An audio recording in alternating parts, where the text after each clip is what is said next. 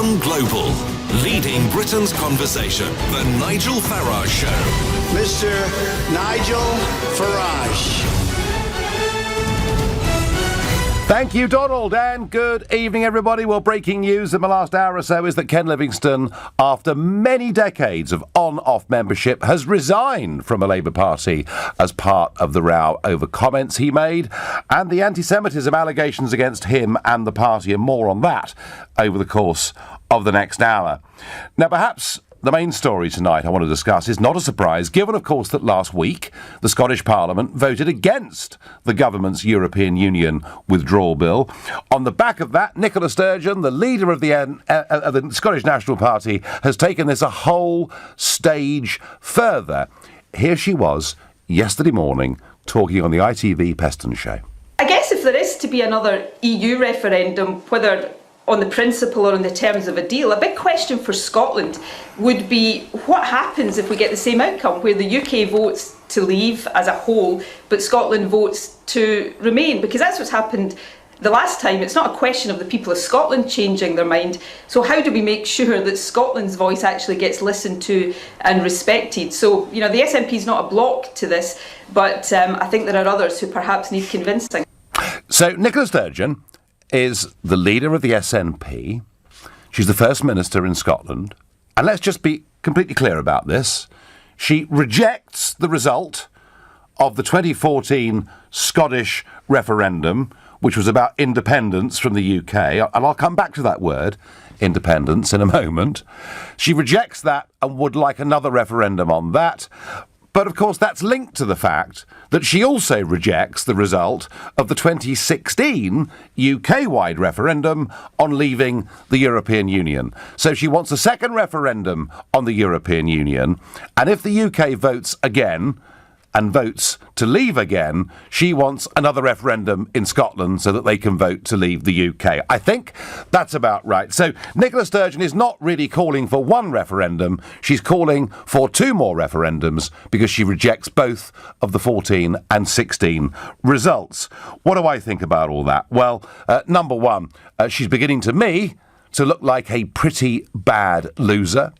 I would also say, I think amongst the Scottish electorate, she's perhaps got a bigger problem than she thinks, given that actually a third of SNP voters voted Brexit. So there is not this overwhelming pro-EU view in Scotland that many would have you believe.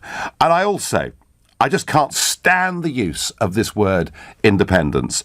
The Brexit referendum was about independence. Are we better off being independent of the political structures of the European Union and making our own laws, or are we better off being part of a bigger club? I've tried to put that as dispassionately as I can. We voted for independence. What the Scots were voting for, and 45% of them did agree with this, is that they'd leave the United Kingdom but still be part of the European Union.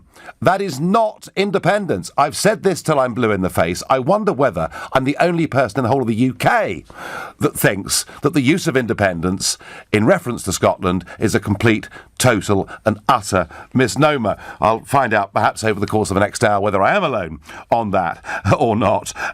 So far, Downing Street have been fairly straightforward, and they've said there is no need for another divisive referendum. And of course, she can't have this referendum legally unless it's sanctioned by the UK government. I think Downing Street personally have said the right thing. But I want to know from you, do you think Scotland deserves another referendum once the Brexit deal or even second referendum result is finally revealed? And if you think, yep, OK, fair dues, it's been 4 years since they had a referendum, it's time they had another go, then call me on 0345 6060 973. Or perhaps like me, you think, hang on, it wasn't the best of three. Both of these significant referendums that took place have to last for several years. Otherwise, the whole process of having a referendum wouldn't have much validity, in which case text to 84850. Maybe you think she's a bad loser, as I do. Maybe you think actually circumstances have changed and she might win a referendum next time round, in which case, of course, tweet using the hashtag Farage and LBC at LBC. And you can watch us on Facebook and comment there too. Let's go to Blair, who's calling from Camberley. Good evening, Blair. Good evening. I'd just like to say straight away I voted for Brexit, and I agree with most of your policies, but in this particular instance I'm afraid not. Scotland's entitled to hold its referendum any time it likes. You well know the people in Scotland are sovereign, unlike in England. England are subjects. The sovereign people of Scotland are entitled to hold a referendum every other day of the week if they want, without you or anyone else in England Well, Blair, hang on. I mean, two things. Why do you see the people of Scotland constitutionally as being different? I mean, in terms of the monarchy, I mean, she's the Queen of Scotland as well, you know. Well, if you read the Act of Union, Yep. you'll see the people of Scotland are sovereign, whereas people in England are subjects. Now, the thing is, Nigel, you know and I know the whole thing behind us. If England lost Scotland, they lost the oil, the gas, they lost all Scotland's wealth. And this is what they're terrified of. And England, I doubt if England could survive without Scotland, but Scotland can certainly survive without England. Oh, Blair, I don't think I agree with that. I think if you look at the amount of money that is spent per capita by the government in Scotland, it's a lot higher than it is in England. And actually, Blair, you would find right now in Camberley, if you went to your local boozer, you would find people in there who've actually in the last 2 decades become quite resentful of the amount of English taxpayers' money that's gone to Scotland. Listen, Nigel, Scotland's been bankrolling. Have you heard of the Macron report? Yes, I have. Scotland's been bankrolling England for years. It's fantasy economics, Blair. It's complete fantasy economics. No, it's not. And you're giving the Alex Salmond argument. But I tell you what, Blair, rather than arguing about oil revenues, and I will grant you that oil is now back to $80 a barrel, although all of Salmond's projections were based on $110 a barrel, but no matter. Let's not argue the economics, because you and I are never going to agree on that. But does it make sense, Blair? Does it make sense for Sturgeon's wish for Scotland to break away from the UK and to be part of the European Union? Is that independence? Well, 2 weeks ago in Glasgow, there was 80,000 people marched for independence. You never reported it, of course. Almost the same amount that was at But it's not independence, Blair, is it? It's independence. No, you can. No, now come on. No. You voted Brexit, Blair. You cannot be. I agree with you there. But you cannot. The point I'm making is, if Salmond and now Sturgeon genuinely want Scotland to be an independent, self-governing nation, whether I agree with it or not isn't the point. I would respect it as a point of view. What gets my goat is that they're trying to pretend they can be independent and a member of the European Union. You can't have it both ways. I agree with you. I said they're trying to give up one master to own 27 other masters. Right. I agree with you there. 100%. Right. Well, there you go, Blair. We finished up on a point of agreement. I'm gonna call it quits when I'm ahead on that one. Thank you very much indeed. Another Scots referendum I get on SMS.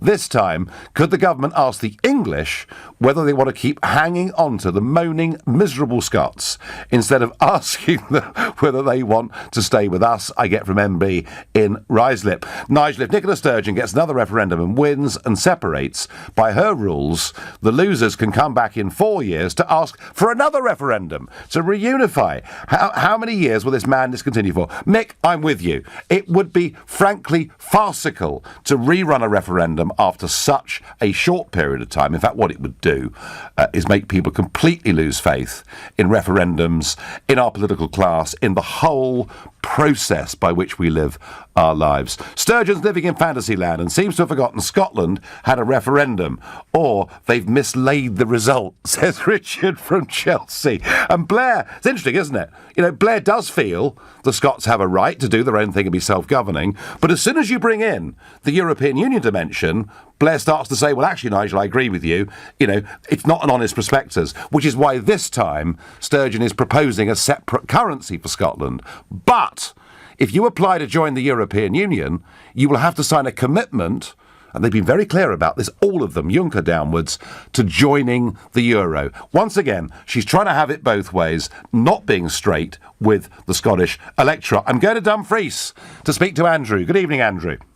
Good evening, Nigel. I'm normally in Halifax, but I'm actually on holiday up here in beautiful Dumfriesshire tonight, and I'm stood in a pub in Dalbeatty. That sounds really tough, yeah. It's fantastic. The pub itself is festooned in red, white and blue bunting and Union flags in celebration of the royal wedding. Very good. And it really is a tremendous symbol, and it makes me feel very proud as somebody that puts the Union of the UK as my number one political priority. To come up here and see this. And do I think that there should be a referendum? Absolutely not. This is one United Kingdom. We voted in the EU referendum as one UK. There's no such premise as Scotland voted this or Northern Ireland voted that. We voted as a whole country to leave the EU. Scotland, by rejecting independence, or what they could term independence, laughingly, in 2014, opted to be part of a larger nation-state, and that nation-state makes decisions on a UK-wide basis. Do you think, Andrew, that politically Nicola Sturgeon may have this very badly wrong? That actually quite a lot of Scots will say, oh, God, goodness me, we can't put up with all of this. Do you think she's made a bad political error? Well, yes, but I think she's a very bad political person. In fact, I would go so far as to say that if she tries to go down the Catalan route of calling a referendum unilaterally, that I hope she ends up in the same position as Carlos Puigdemont, which is in exile in another country. That's how strongly I feel about this. The woman is an absolute disgrace. Well, that's an opinion. Andrew, enjoy the heavy in that bar in Dumfries. I get by SMS, a decision has been made. They are part of the UK. Well, you're quite right, whoever you are.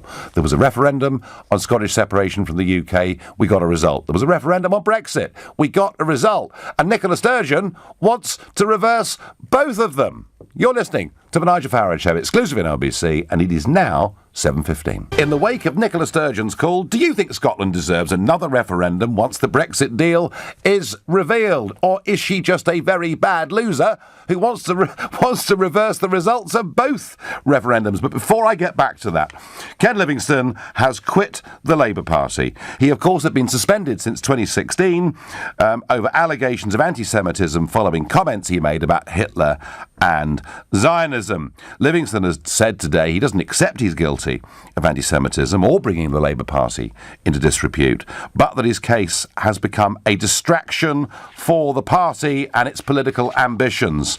And of course, Ken, very close to Jeremy Corbyn, has been throughout his political career. Corbyn, in turn, has said it's a sad moment, but that it was the right thing to do. I think the writing was on the wall. Baroness Chakrabarti last week, calling for his expulsion. Maybe he realised the game was up and he decided to jump before he was pushed. I, of course, have come across Ken Livingstone over the course of the last 20 years on quite a regular basis, including talking to him on this radio station, meeting him at cocktail parties, being on panel discussions with him. I've always thought Ken was affable on a one-to-one basis, but quite dangerous in his views. I take much the same view about Jeremy Corbyn, actually. I don't think as human beings they come across as awful people. I think some of their views are really, really bad. So for Ken, on a personal level, I'm sure it's a very sad day for him. He joined the Labour Party back in 1968. From the perspective of the Labour Party, well, it has to be the right thing to do. And they're probably relieved now they haven't got to expel him, which they were going to in the course of the next few weeks. But believe you me, if you think this is the end of the anti-Semitism problem in the Labour Party, you've got another thing coming. There are many, many people in the Labour Party who take such a strongly pro-Palestinian, anti-Israel view, and after the last couple of weeks, that view in some quarters has got stronger, and that, I'm afraid, spills over into comments and thoughts that could quite easily be described as being anti-Semitic. It is far from over, this row, but I guess in terms of politics, it's now over for the former leader of the GLC and, of course, twice Mayor of London as well. He was an incredibly successful politician, enormously popular on the after-dinner speaking circuit, and that would be to Labour groups of people or Tory business groups of people. Ken was good at being affable. As long as you kept him off politics, he was fine, really. OK, let's go to Brechin in Angus and speak to John, who's a new caller to LBC. Good evening, John.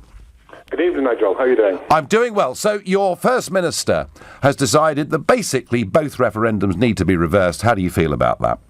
I, for one, am angry as well, are many Scots, especially the ones that remain or voted to remain British. It seems to me that Nicola Sturgeon and the SNP, they're sabotaging the Remain EU votes from Labour and Tory voters who voted. I voted to leave out of interest there, but the Labour and Tory who voted to remain, their votes are being stolen by SNP to try and say that they've got some kind of mandate to pull us out of Britain when we voted for that in 2014.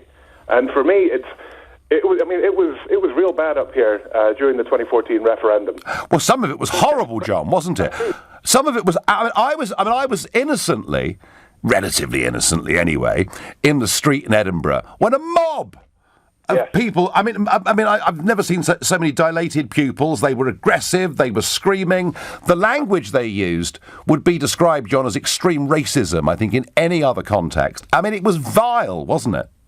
Absolutely was. I actually saw that online, and it's shameful, and that's how many of us, in fact most of us, who voted to remain part of Britain, feel about that. It's embarrassing. It's embarrassing. I'll tell you what, John. I'm going to keep you there, because I've got another John on the phone who's also a new caller to LBC, and he's calling from Ayr, and I believe, John from Ayr, you've got a different point of view. Good evening, Nigel. Good evening. So I've just had fellow Scot John from Brechin on, and he says he thinks she's a disgrace. What do you think? I absolutely think she's not a disgrace, and I think she's doing what she's been elected to do by the Scottish electorate. Right? And could I just make a couple of points, Nigel? Sure. First of all, you're using language like, and this really annoys a lot of people. It's like you're saying, does Scotland deserve? Now, we don't deserve. It's not a matter of deserve, Nigel. It's not up to.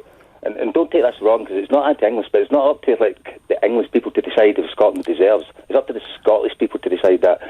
No, John. It's up to the national government of the United Kingdom to grant permission. I understand this, right? But you're saying deserve, and I've heard a couple of calls quite often from yourselves and English voters and thought, Scotland doesn't deserve. Well, I think that's up to Scotland to decide, okay? And I think if you look at if you even take back to 2014, and I completely and utterly disagree that it was a nasty referendum, because I'd like to ask you, how many arrests were made in 2014? Do you know, John?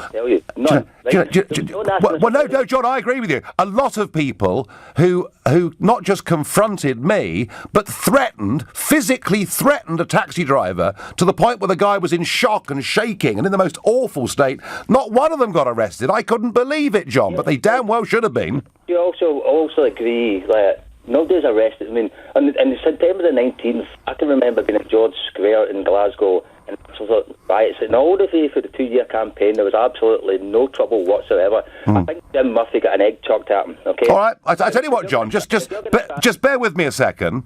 John from Brechin and Angus. I mean, I'm being told from Ayr that actually there was no trouble at all, no arrests. It was all peaceful. Everything was fine and dandy. How do you respond to that? I mean, I'll be fair when I say that there was no real violence around where I'm from, but there were certainly communities were split apart. I've lost friends personally over the matter, and to have to go through that again when we were told it was once in a lifetime. Absolutely. And now here we are, a couple of years later, and she's threatening to do it again. It's ridiculous. It's uncertainty of it all. My missus is actually, she's from England herself, and she felt, like you said, she was never threatened with violence or anything, but the undertones were there from a lot of the Scottish nationalists, and they are the minority. They have been voted in with, I believe it's somewhere in the region of 44, maybe 47% if you include the Greens, into power. And I mean, you know yourself that the first past the post system, and it's bizarre. It's not a first past the post system in Scotland, Holyrood, though. Okay, that's where the referendum was decided in Holyrood, okay? And John from Ayr, I mean, listen, Holyrood has an opinion on this referendum, but unless you're suggesting that she heads down the Catalonia route, and I doubt that you are... No, Nigel, I think that's all nonsense, okay? We have a president, but can I just make a couple of points here? Right? Of course. I'd just like to say this, right? In effect, Scotland, right, has voted twice to remain in the EU. In 2014, we were promised the only way to stay in the EU was to in the UK. Okay.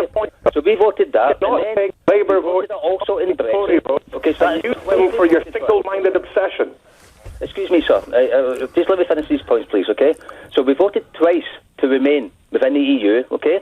Now, we also got this, we come down to this, like, once in a generation. This was from an MP's opinion, okay? Alex Salmond does not decide Scotland's fate. He made his... Do we get another referendum? If you actually get your way, do we get one referendum, sir, every single day? That is democracy. Democracy never sits still. You're allowed to change your mind. How often, John? I mean, John, I tell you what, if you lose the next referendum, how long before the next one? 2 years, 3 years, 4 years? How long would it be?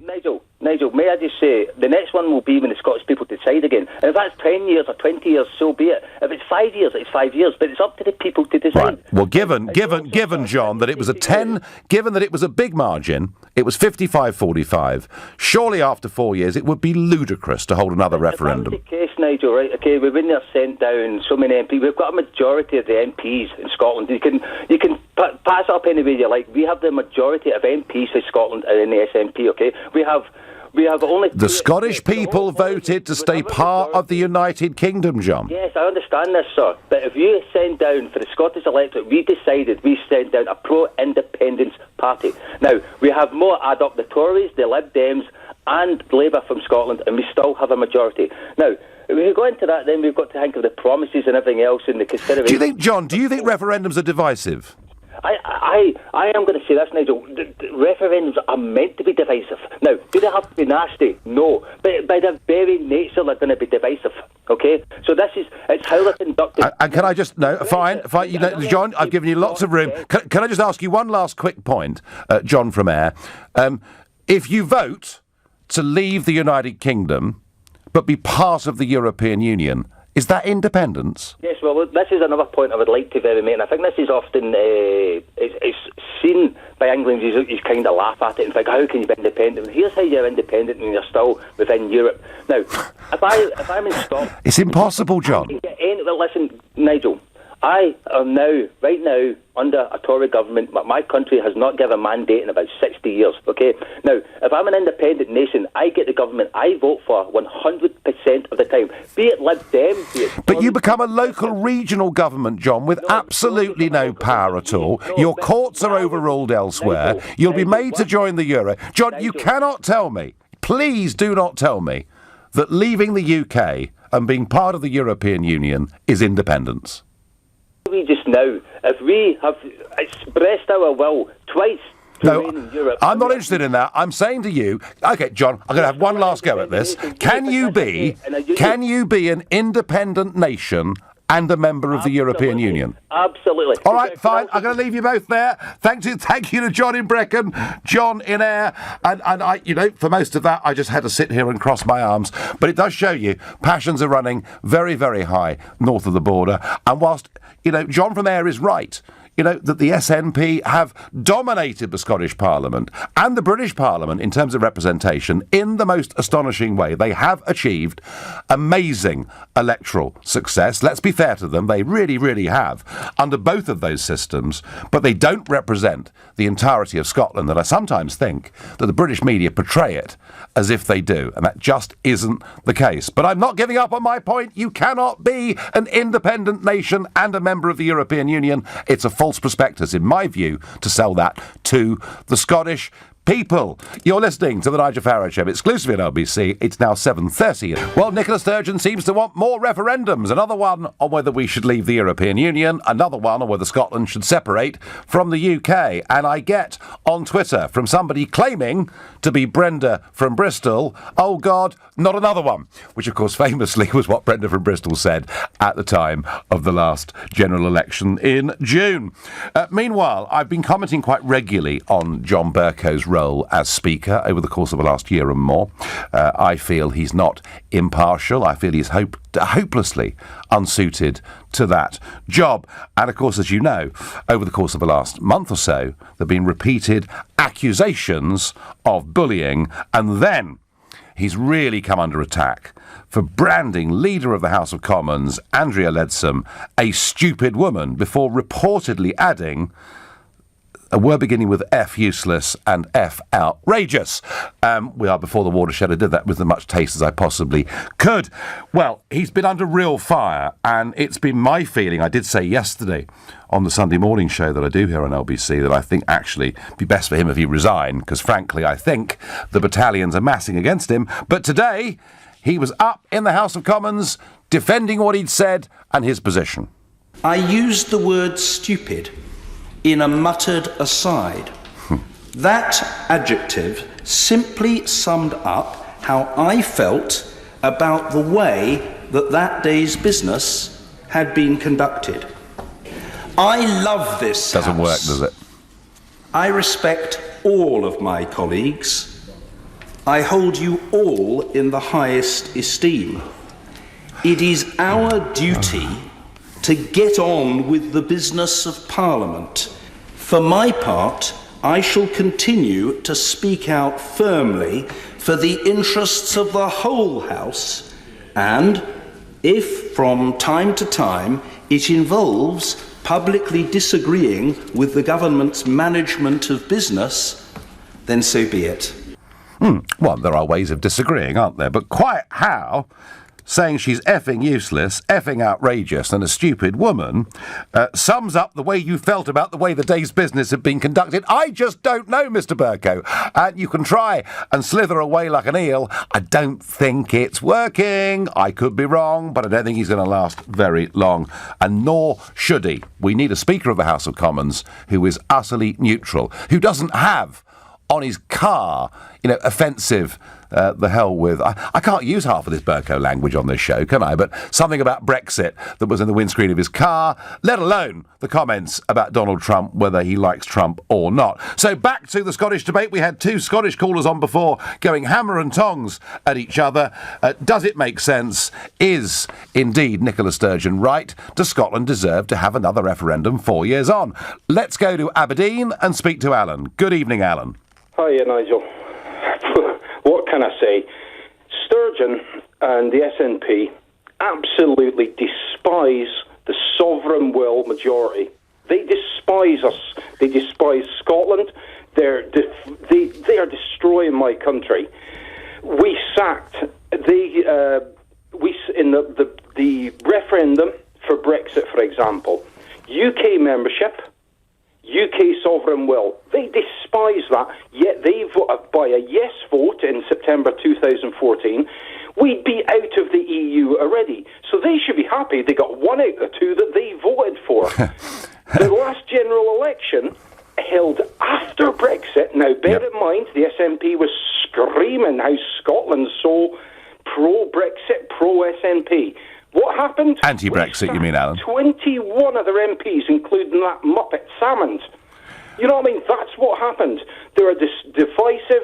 They boycott Scots businesses and bit Scottish jobs if they use a Union Jack or if they say they're pro-union. Do you know, Alan?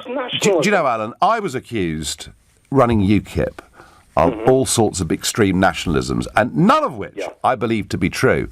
And yet we seem to have collectively turned a blind eye to much that's been done in the name of the SNP. Do you know when I was attacked in the street, and I say this poor taxi driver who was about to pick me up was threatened, we know where you live, we're coming to get you. I mean, it was really disgusting.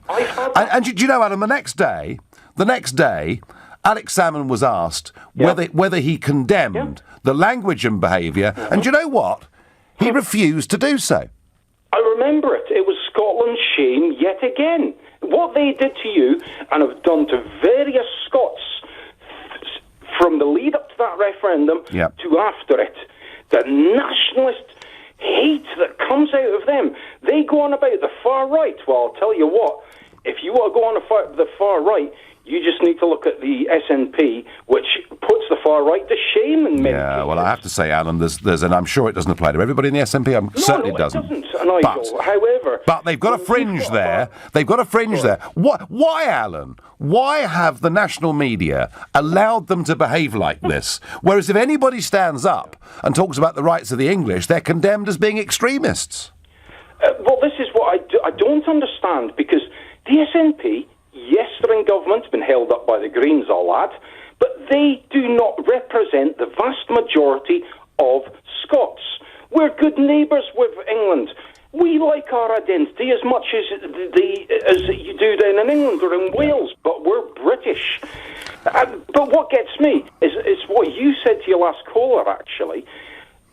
Where's the independence in Europe? It's nonsense. Yeah. And actually, Alan, a third of her voters voted Brexit, and it's the issue. I mean, in many ways, not being able to answer the currency question made a big difference to Salmond in the referendum, and now they've got this idea of a Scottish currency and being in the EU. I mean, you couldn't laugh. Alan, tell me something. The last time I was in Aberdeen was about 2.5 years ago. Yeah. Oil had been languishing at or below $50 a barrel. Yeah. It had gone from boomtown to ghost town. Yeah. Are things better up there now? No. No, far from it. They're talking about so many jobs over the next sort of 15 years and stuff like that. The fact of the matter is that North Sea oil costs, what is it, roughly $40 a barrel to extract? Well, more, some of it, yeah. Yeah. So, and again, it's a false argument, this oil business. Scotland is been proven since then. We're, 13.5 billion deficit if we were an independent country. We'd be in a worse position than Greece. Yes, you would be. That's right. Yeah. And I tell you what, then the European Commission would really come and take control. Alan, thank you for your passion from Aberdeen. By SMS I get, if Sturgeon and the SNP didn't have the referendum, they would have no reason to exist as a political party. I think there is some truth in that. She kind of almost has to keep calling for this. Otherwise, why are people going to go out and vote SNP? It's just interesting that it does now look, after I'm full credit, they did get to a remarkable position, but it does now look like that SNP vote is very much on the wane. Is this a new thing, that if you don't get the results you want, then you have another vote until you do, asks Scott. Well, Scott, clearly it is. She'll keep having referendums until she gets the answer she wants. Oh, no, she won't, because the UK government won't let her, in my opinion, and nor should they in this situation. Let's go to Marcus, who's calling from Stirling. Good evening, Marcus. Good evening, Nigel. Thanks very much for taking my call. Not one bit. Thank you. I've got two scenarios for you, and I've been very, very keen to find out what your answers would be in these two scenarios. Yep. If Nicola Sturgeon was our version of you, Nigel Farage, so we've got Nicola Farage, if you can just picture that. I'm trying for a moment. I'm trying hard, Marcus. Yeah, go on. Oh, yes, you might need a glass of something else. If she wanted us to leave the UK and for us to leave the EU, would you have more respect for her and would you support her?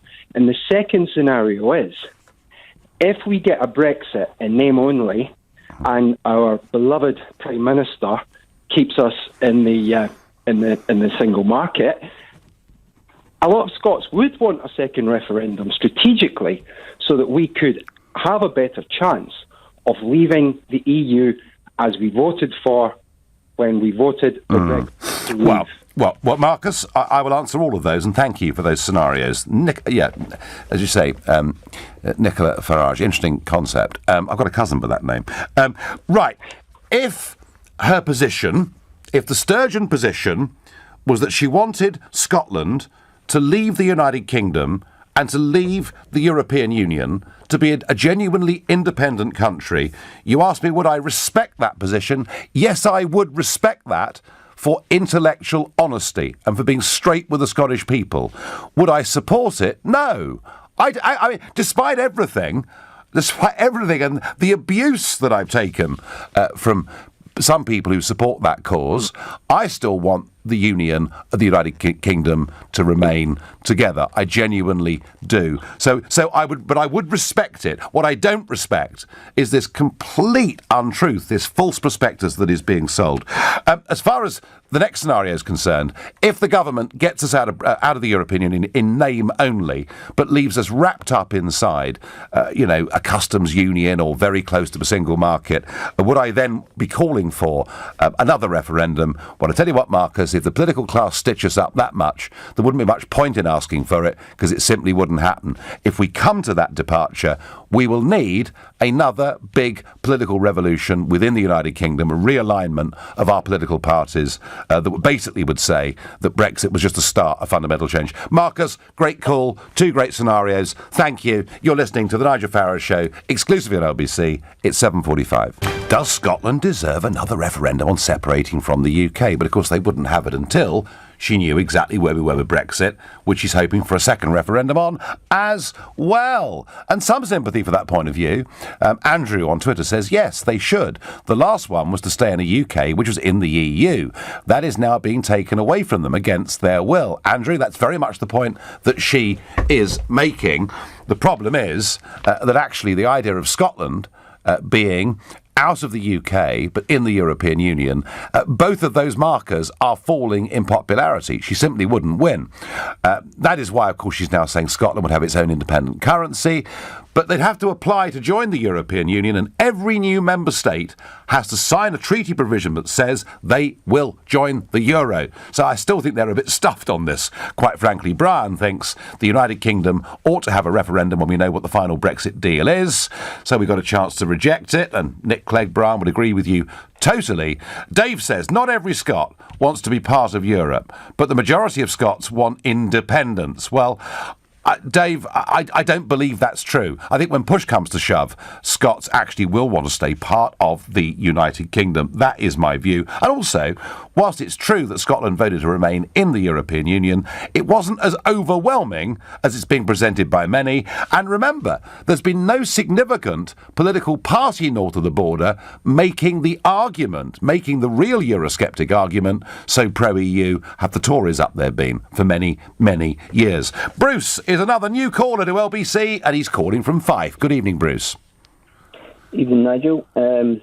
Just wanted to raise a couple of things with you. Please do. I'm a new listener. Well, you're very welcome, Bruce, and we do discuss, I promise you, I know Scotland may seem a long way away from where we're broadcasting in London, but we do care about the Scottish issues hugely on LBC. Good. So just looking at the events of the last couple of weeks, I think this is the sort of Nicola starting to get into a little bit of difficulty. I can imagine her chewing wasps behind the curtain over the weekend watching the royal wedding. And myself... chewing wasps. Sorry, Bruce, go on. To my amazement, I saw some street parties, people with Union Jack bunting up, people talking about that sort of event. Obviously, it's part of the UK. And I think really she should be thinking about changing her party's name to the Scottish Confused Party, because, as you mentioned earlier, a third of her own voters voted for Brexit. That's right. I myself am a Remain voter, but I don't support the SNP's view of doing things.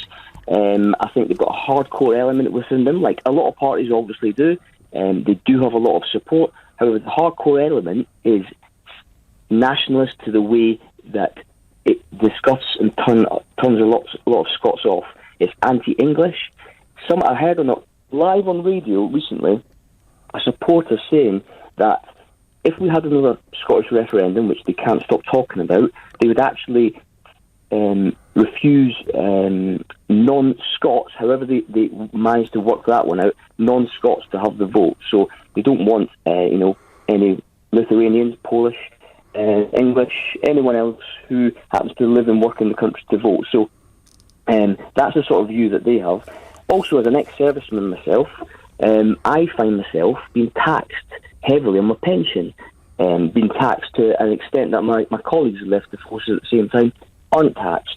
And some of us who are probably the people working our hardest to keep our head above water in the country, but on a day-to-day basis, we are being punished. Well, isn't it true, Bruce? Isn't it true, Bruce, that actually, since they've run Holyrood, financially, things are pretty tough in Scotland. They're running a massive budget deficit. They're putting minimum pricing on things like alcohol. I mean, actually, isn't the truth of it, Bruce, one of the reasons they're not doing very well at the moment, and they're on the decline, is when they've had the chance to run Scotland, they haven't actually done it very well.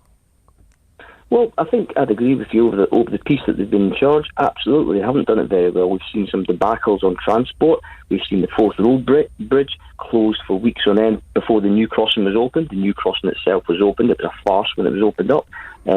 Yeah, absolutely. And they keep rolling out new ministers because, some of them have relationships with each other. Well, Bruce, that's happened in all sorts of governments all over the world. We won't say that's exclusively an SNP thing. Let me ask you, Bruce, finally, and by the way, thank you for calling in and getting engaged in this. Let me ask you, do you think she's going to succeed in getting a second referendum on separation from the UK?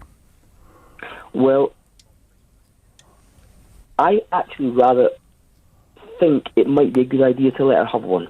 Because I think they'll be trounced. Call her bluff. You mean call her bluff and finish the argument off? Yeah, absolutely. Tempting. It's tempting. Bruce, I thank you. And Kev says, if Scotland had separation from the UK but stayed in the European Union, would there have to be a hard border? There you are. I wonder how much fuss Brussels would kick up over that one. How about zero?